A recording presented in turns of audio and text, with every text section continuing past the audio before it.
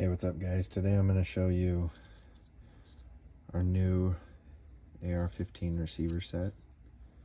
So the kit comes with the upper receiver, the lower receiver, and then it also comes with this trigger block right here. And I'll show you a little bit later in the video what that's used for, but it'll come in the receiver like this. So before you get started, you'll just need to dump it out like that to clear up the spot for your trigger.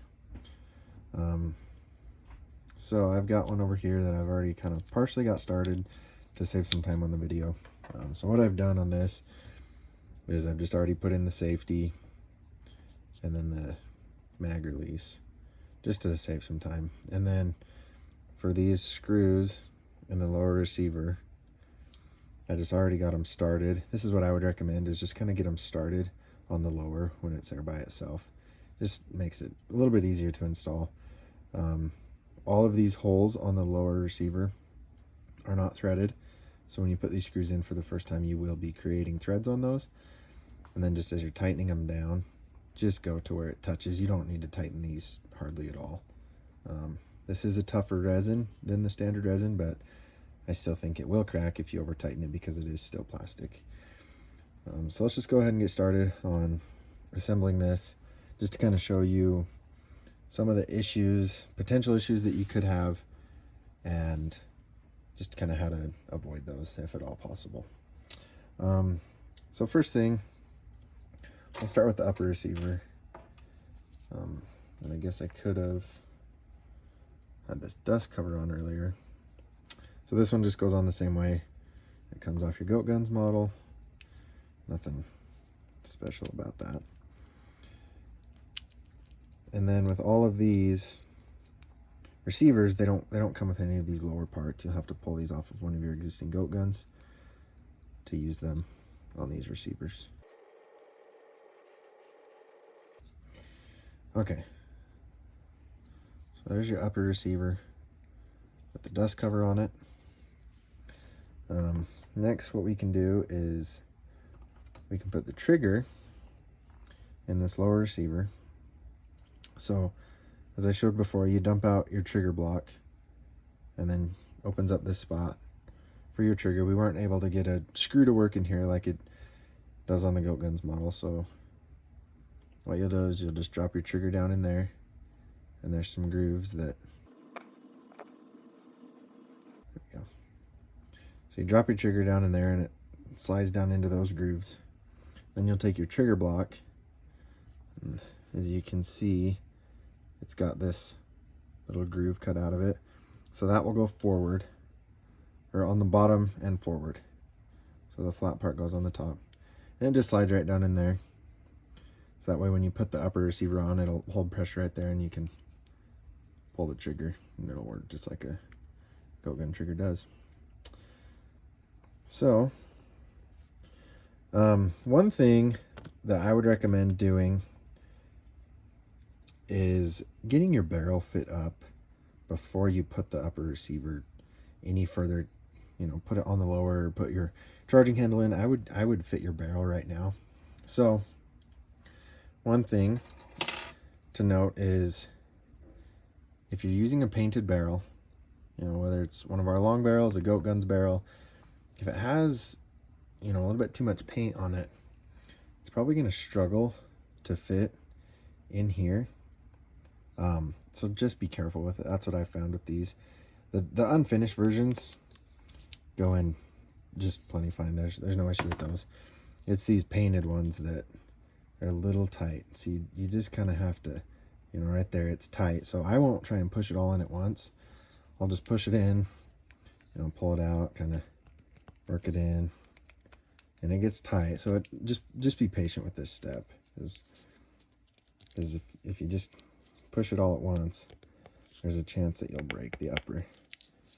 So even there, I was kind of pushing it a little much, but so, I mean, it's snug when you buy the painted upper and the painted barrel. So just beware of that. Might not be a bad idea to maybe just sand down the paint on the barrel or clean out the paint inside of there. If you're going to buy the unpainted barrel and upper or both, I would just recommend try not to get any paint. down in here and maybe keep this part of the barrel unpainted. See if I can get it to focus, but yeah, keep this part of the barrel unpainted. It'll just fit easier. But if you do elect to do both painted versions, just kind of wiggle it in the tiniest bit, pull it out, wiggle it in, pull it out. Don't try and do it all at once because you'll probably break it. I haven't broken one yet doing that, but that's just one thing to be aware of, is that's going to be a tight fit. So the next thing, I guess we can go ahead and put the receivers together now. So we'll put our charging handle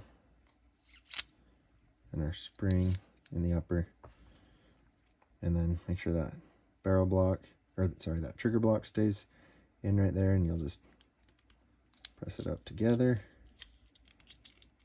And then, like I said before, on these screws, just barely until they're just touching. As soon as they give me any type of resistance, I just stop, because they really don't need to be in there tight.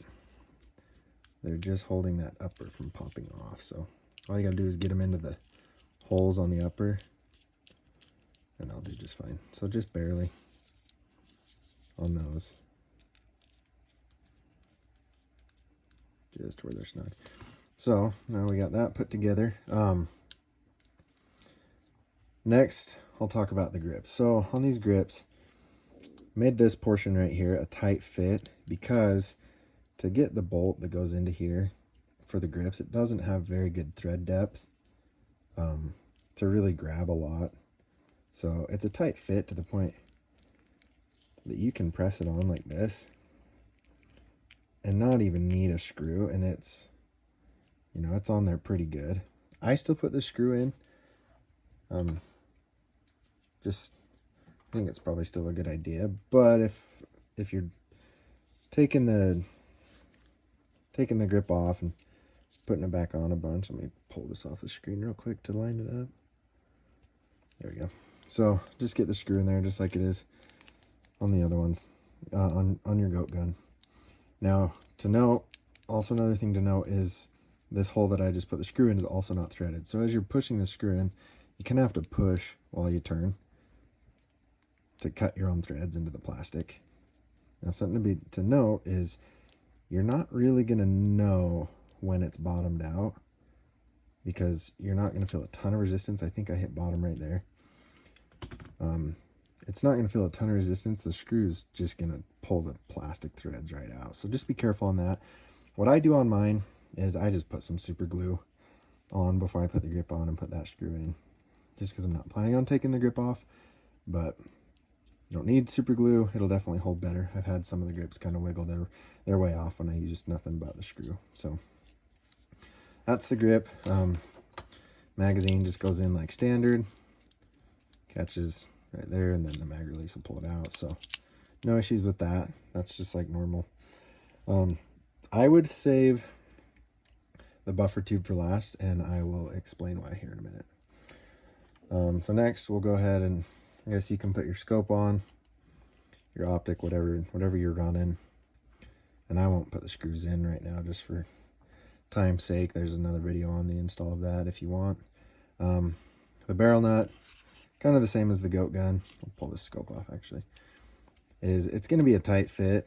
Just kind of twist it, work its way on until you get it on.